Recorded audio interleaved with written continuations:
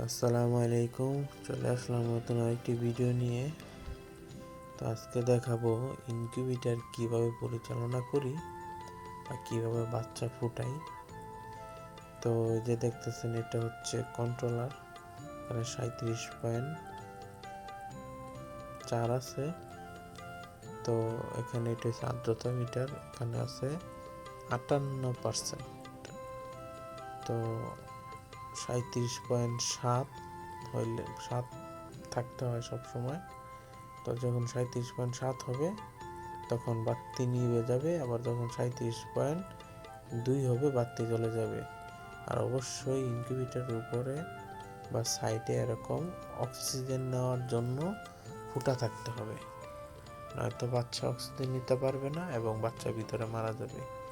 আর এই যে দেখতেছেন এই পানির লাইনটা, এটা হচ্ছে ভিতরে পানির লাইনটা আমি ম্যানুয়ালি ভাবে রাখছি। হ্যাঁ, তো এখান থেকে পানি ভিতরে ঢালা হয় যখন পানি শেষ হয়ে যায়, নয়তো ওইটা উঠায় বারবারে পানি করতে হয়, দিতে হয়। তো আমার এই মেশিন খোলা পড়ে না, কারণ আমি বাইরে থেকে পানি দিয়ে দিই। তো যাই হোক, ইনকিউবেটরের ভিতরে ডিম দিছি। তো মাশাআল্লাহ এই পর্যন্ত কিছু ডিম ফুটাইছি। আমি ইনকিউবেটরটা বানাইছি, এটা পরীক্ষামূলকভাবে আমি ডিম দিছি। তো এই যে দেখতেছেন ইনকিউবেটরের ভিতরে ডিম আছে।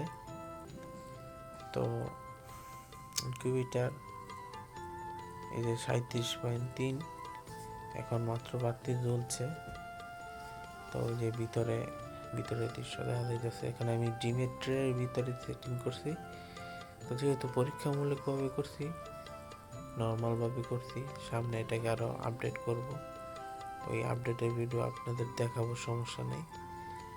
আপডেটের ভিডিও দেখতে আপনারা আমার চ্যানেল সাবস্ক্রাইব করে পাশেই থাকুন। নিত্য নতুন ভিডিও পেতে আমার চ্যানেলটি সাবস্ক্রাইব করে রাখুন। তো এই যে দেখতেছেন 37.6 হয়ে গেছে। তো এখানে 37.7 হলেই বাতি নিভে যাবে, কারণ এর বেশি হলে ওভারহিট হয়ে যাবে, আর ওভারহিট হইলে আপনার বাচ্চা মারা যাবে। কোনো মতেই 38-39 হওয়া দিতে যাবে না। এই যে দেখুন বাতি নিভে গেছে, আর অটোমেটিক হিট কমে যেতেছে ভিতরে। বাতি নিভে যাবে, অটোমেটিক হিট কমে যাবে। বাতি যখন নিভে যাবে তখন হিট কমতে কমতে 37.2 আসলে বাতি জ্বলে যাবে। মোট কথা এখানে 37 পর্যন্ত থাকতে হবে। আর আর্দ্রতা থাকতে হবে প্রথম, যদি মুরগির ডিম হয়, প্রথম 18 দিন 50-65।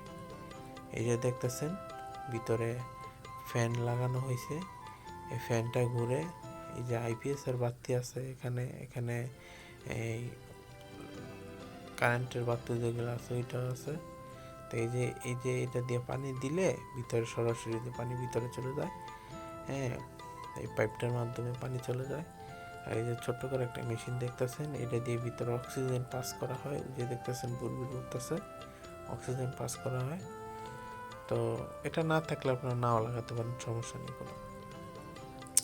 তো এই যে ডিমগুলা ভিতরে সুন্দর করে সাজিয়ে দেওয়া হয়েছে।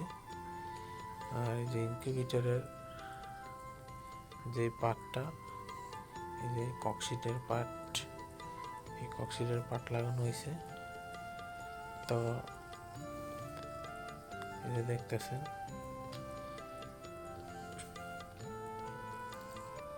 এটা হচ্ছে হাঁসের ডিম, এটা হাঁসের ডিম, আর এটা হাঁসের ডিম। 3টা হাঁসের ডিম দিছি পরীক্ষামূলকভাবে। তো দেখা যাক কয়টা ফুটে, ইনশাল্লাহ।